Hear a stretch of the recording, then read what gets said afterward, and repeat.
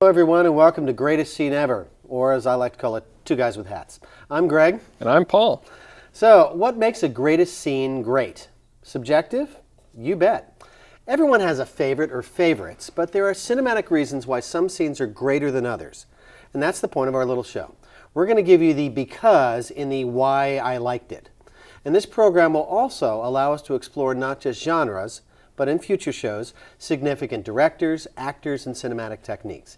Each time we meet, we'll highlight 3 films that have a thread, something in common. Each contains a part that is the greatest scene ever.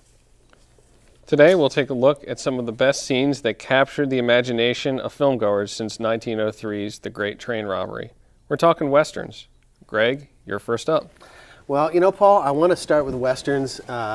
And the film I want to start with, because we talked about this beforehand, you know, what scene to me says Western? There are so many that do, but if you're going to go back to the early stuff, and not way early to D.W. Griffith land, but the first really important, I think, American Western is 1939 Stagecoach. And as you and I were talking about this genre and what films we would choose, you actually did a little bit of research and found out that Stagecoach was not the only film that came out in 1939. Have you got that list? Yep, that's a pretty amazing list. If it's the same year as Gone with the Wind, Goodbye Mr. Chips, Mr. Smith Goes to Washington, Wuthering Heights, Dark Victory, The Wizard of Oz, Of Mice and Men, and Ninotchka. Yeah, a few minor American cinematic achievements in that little list there. Yeah. And Swimming in That Sea of Greatness is another great film. Stagecoach, 1939. John Ford directed. John Wayne's first big starring role. And let's take a look at the scene from the film where we are introduced to John Wayne's character, Ringo. So let's go ahead and roll that.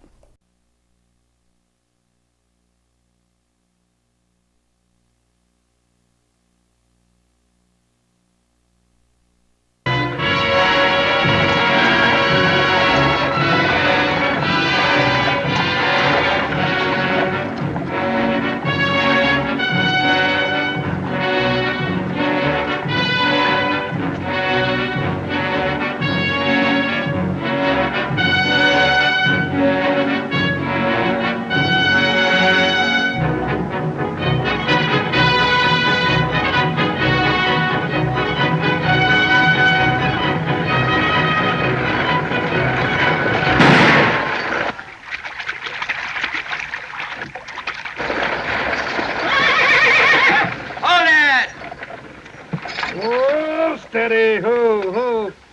Hey, look, it's Ringo. Yeah. Hello, kid. Hello, Curly. Hiya, Buck. How's your folks? Oh, just fine, Ringo, except my grandfather came out. Shut up. Didn't expect to see you riding shotgun on this run, Marshal. Going to Lordsburg? I figured you'd be there by this time. No. Lame horse. Well, it looks like you've got another passenger. Yeah. I'll take the Winchester. You may need me in this Winchester, Curly. Saw a ranch house burning last night. You don't understand, kid. You're under arrest. Curly?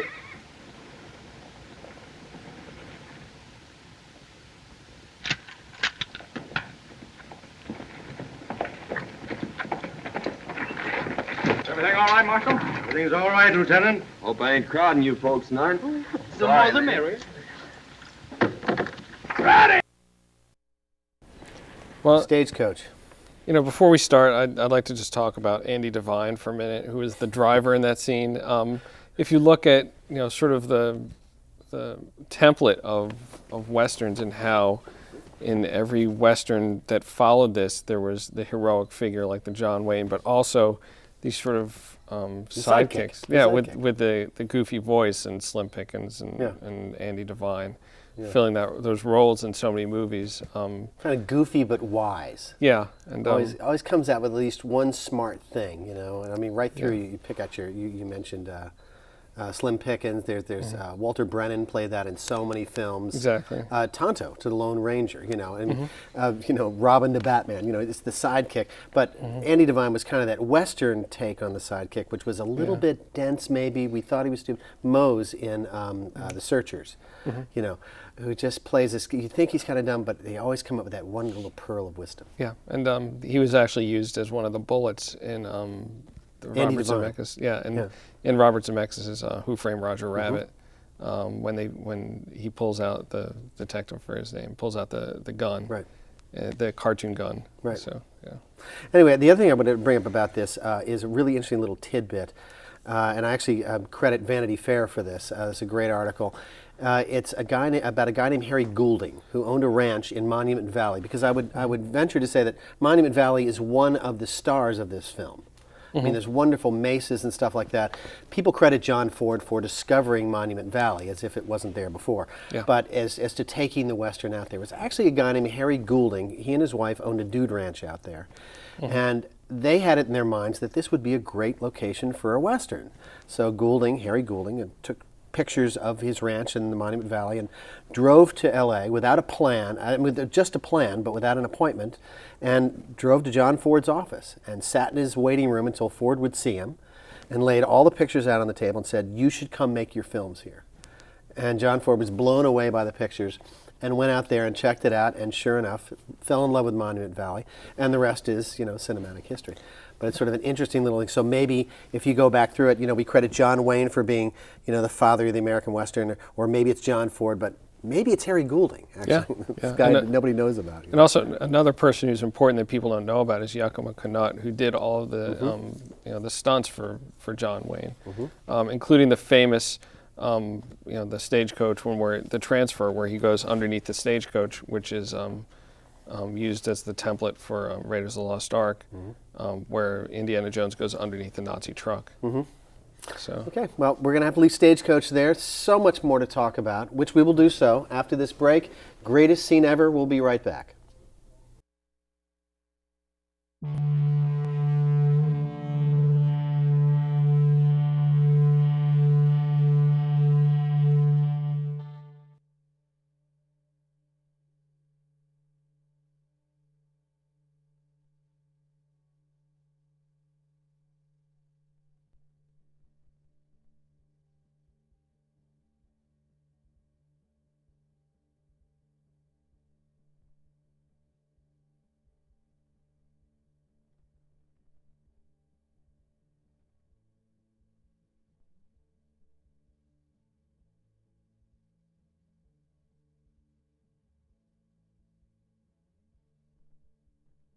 Welcome back to Greatest Scene Ever.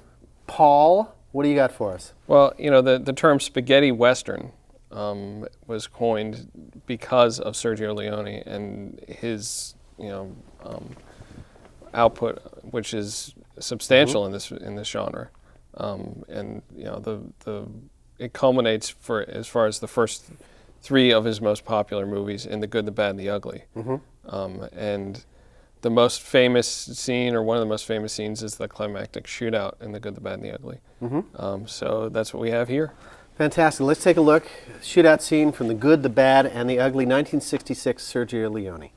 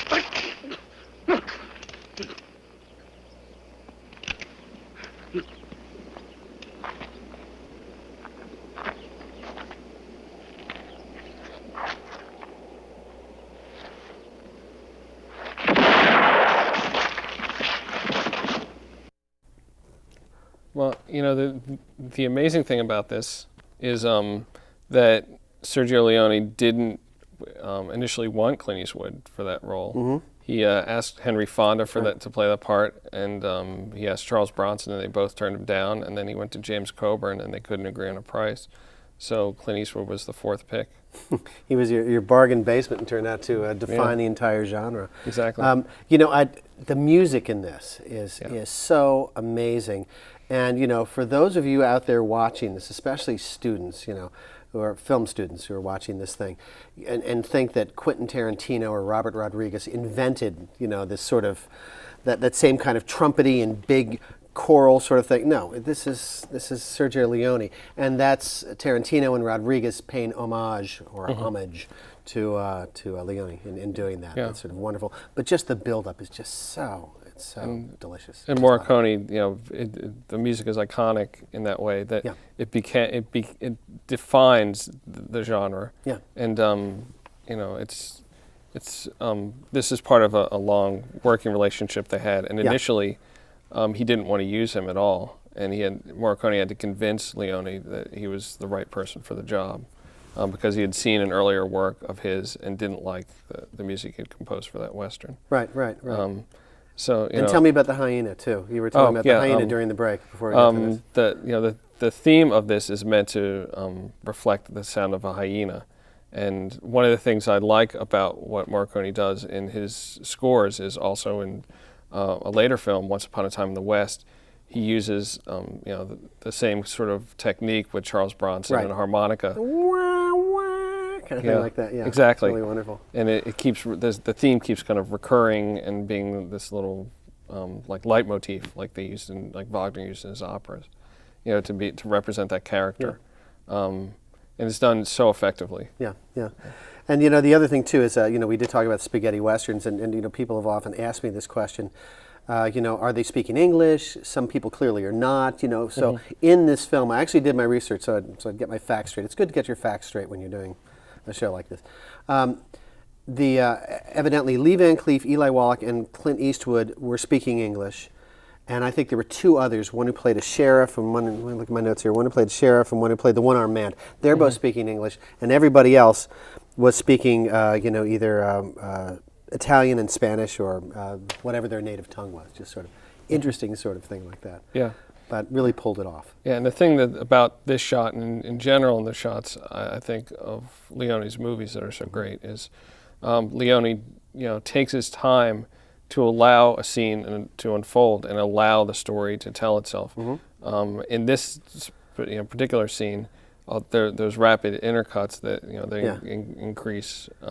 It gets faster and faster. And we're starting with a long shot with the three of them, and then we get to sort of the medium shots, and then we get to this, then to this, until we're finally just on the eyes and the twitching fingers. Mm-hmm. It is just so wonderful. And the music, everything climaxes obviously, just the sound of the gunshot, and then him rolling in, and then the whole thing. And I won't ruin it for those of you who haven't seen it, but it takes such a long time. It takes such a long time for that moment to unfold. Yes. And then same thing, in other films like Once Upon a Time in the West, where the opening scene is just 2 or 3 minutes of hearing the sounds of the West, the rusty windmill and things like that. Yeah. And the other interesting thing too about it was they were talking about there's an earlier scene in it. The shootout that we were talking about earlier, when we were talking about it was really so iconic of what happened in the American Western. And Leone took it to this sort of weird thing where he was basically taking the convention of the two people in the middle of the street at high noon, drawing their guns. Kasdan did it in Silverado brilliantly. In fact, it was sort of Kasdan's love letter to the American Western, Silverado. It's just such a great film. I wish we had time for a scene from that. But if you want to see the classic shootout, this is Kasdan in Silverado saying, this is what all of them look like to me. And so he made this wonderful thing. So anyway, back in earlier, many years earlier, when Leone made Good, the Bad, the Ugly and put it in the triple like that, I was talking with a friend of mine a couple of years ago who's an historian and specializes in things in the American Southwest, and was talking about the shootout. And he said, that never happened. And he said never. He said, well, not least on record that he knew of, where two guys said, okay, high noon, I'll be out there, and as soon as tick, tick, you know, and boom, Yeah. they bring out the guns, they shoot each other. He said that really didn't happen. He said people settled debts, usually at a distance of about 3 feet inside a bar. They were drunk, or someone got shot in the back, or shot with a rifle at long distance. There wasn't this thing where two guys and, you know, the trench coat gets pulled back and they pull out the gun and plug each other. Yeah, and So- it's that was done, you know, to the extreme in Quick and the Dead, which Yes, is another yes, movie good where point, yeah. it's all about, you know, the shootout. It's all about the And shootout. that's- That's right. It's the that's- icon as the film itself. Yeah, exactly, and that lets the story unfold. Yeah. Just these people in the street. We also haven't mentioned some other great shootouts. High Noon Yep. is one that comes to mind. Yep. That, you know, defined the later shootouts. Yeah, the high noon. And Dun, dun, dun.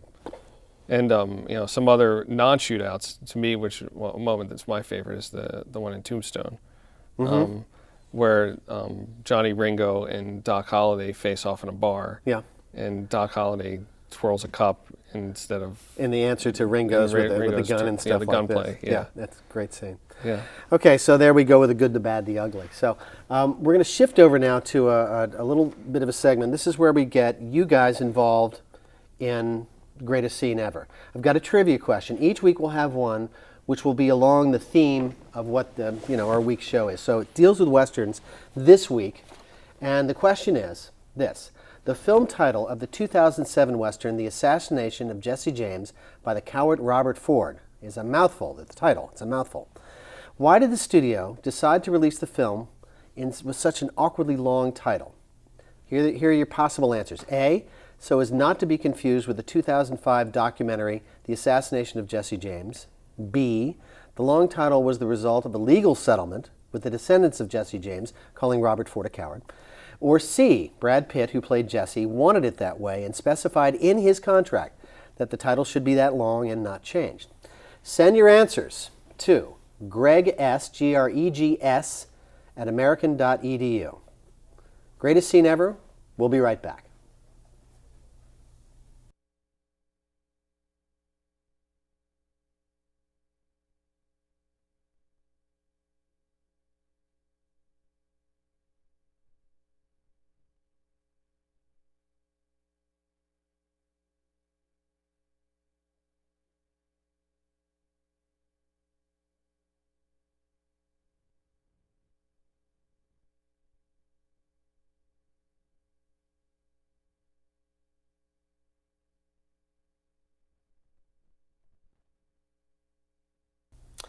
Welcome to Greatest Scene Ever. Welcome back. We are looking at scenes from the American Westerns today. And Paul, we have time for one more clip. And I wanted to throw out one. We did Stagecoach. We did Good, Bad, the Ugly. Let's jump ahead now to 1992, was it? Yes.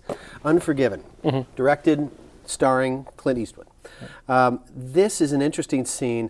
We talked a little bit in the last segment about how, we have these certain icons of the American Western. And one of the icons is the shootout, not only in main screen, but the shootouts in the bars, where they're usually a fist fight or something like that. And we've got, dancing girls with, garters and bustiers, and the tinkly piano guy with the little things that hold up the sleeves and a little straw hat and stuff like that.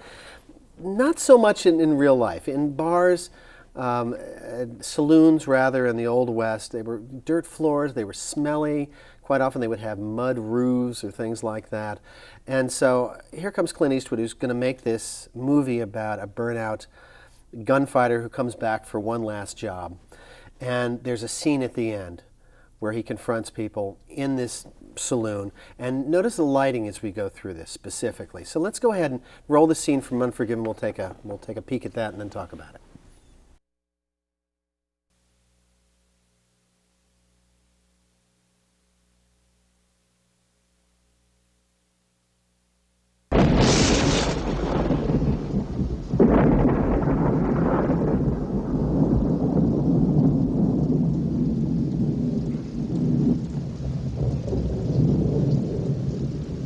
Who's the fella owns this shithole?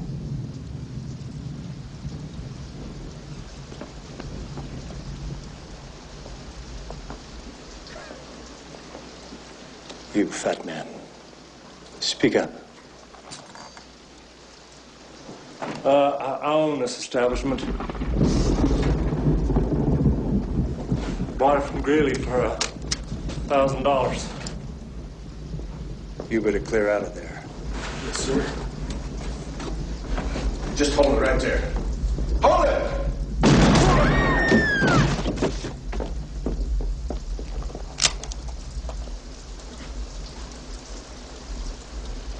Well, sir, you were a cowardly son of a bitch.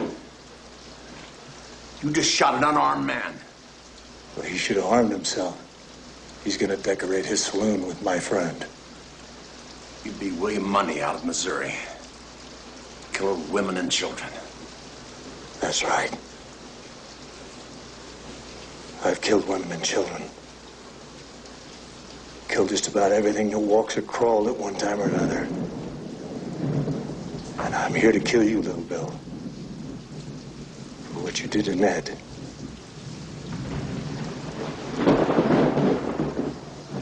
You boys better move away.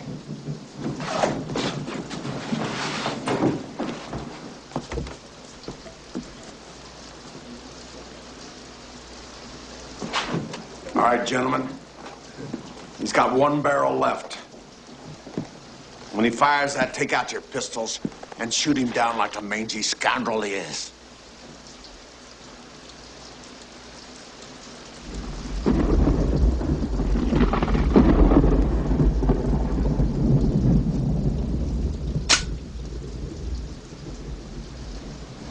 Misfire. Kill us, bitch.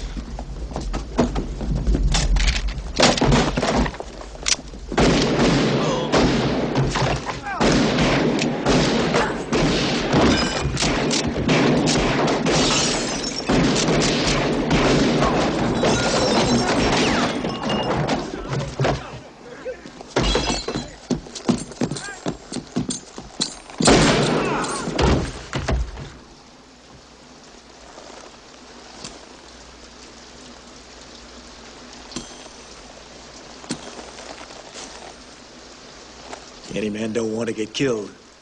Better clear on out the back. Unforgiven, and it's just one of the greatest scenes ever. What I really love about this is, bars at that time, of course we weren't there, but historians tell us, there weren't electric lights and huge chandeliers. These were low ceiling places that smelled. They were lit by candles most of the time. Most of the time, all the time, that's really all they, or oil lamps is what I was saying. But usually flames and stuff like that, which doesn't throw a whole lot of light. And shootouts were, people were sort of hiding in the shadows, and it was, again, debunking the icon of we're 50 yards apart and drawing like that. The shootouts that you see here are close range and very deadly. Exactly, and there's a famous quote from John Wayne, I guess, about the shootist, which when he said his character would never shoot anyone in the back, so they had to rewrite a scene so that he would shoot straight on. And also like with the John Wayne movies, there was always a sidekick who had a funny voice and things like that.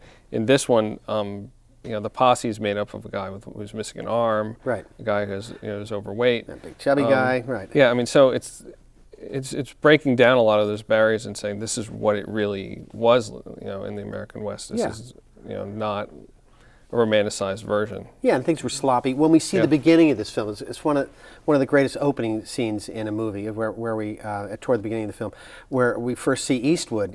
He's slopping pigs, as they say, and moving them from one pen to the other, and he falls and comes up, covered in mud. Exactly. I mean, this is our hero, and he's grizzled and he's unshaven, and he absolutely Clint Eastwood. As the man, decided to make William Money, the character, and show all his flaws. Not a lot of makeup. Crow's feet. He was a mess. And the kid when he comes to see Clint Eastwood has this romanticized version, and he's sort of that mirror of the the American West, saying this is how it it is, and Eastwood sort of counters that argument, saying, no, that's not how it was. It wasn't all, this rosy picture that you're painting. Right. I was drunk most of the time. I don't remember it. Right. Which feeds right into what we're talking about in this scene. Right. So Unforgiven, just a wonderful film. Well, we'd now like to, we are going to have a special segment at the end of each one of these programs. We are going to throw it over to our high priestess of cinematic trivia, Sarah Menke-Fish. Sarah, what have you got for us today? Well, thanks, Greg. Did you know Steve McQueen really wanted to act in The Magnificent Seven, but could not due to the schedule of his 1958 TV series Wanted Dead or Alive? McQueen then crashed a car, and while he was out sick, he shot the film. Clint Eastwood wore the same poncho in A Fistful of Dollars for a few dollars more and The Good, the Bad, and the Ugly, without replacement or cleaning. And finally, in Stagecoach, asked why in the climactic chase scene the Indians didn't just shoot the heroes to stop the stagecoach, director John Ford replied, because that would have been the end of the movie. And one more thing. A horse walks into a bar, orders a drink, and the bartender says to the horse, "Why the long face?" It's time for us to giddy up and get out of here. Back to you, Greg and Paul. Greatest scene ever. Worst joke ever. Okay, well, so many films, so little time. That's all the time we have for today on Greatest Scene Ever. We hope you've enjoyed the show. And since this is a university, we hope you learned a little something along the way. We strongly recommend that you seek out these films for yourself. Most of them are available at the Bender Library and 1,000 places online. Also, feel free to email us your comments, criticism, corrections, and trivia answers to gregs@american.edu. That's gregs@american.edu. Thanks to our film goddess Sarah, the crew, and everyone else who lent a hand. Yes, you'll see the names running over our faces in just a minute, so you can record it, rewind it, and read those names over and over again. So off we go for now, but remember it was Shakespeare who said, "Be not afraid of greatness. Some are born great. Some achieve greatness, and some have greatness thrust upon them." So go out today and do something great. And we'll see you next time on Greatest Scene Ever.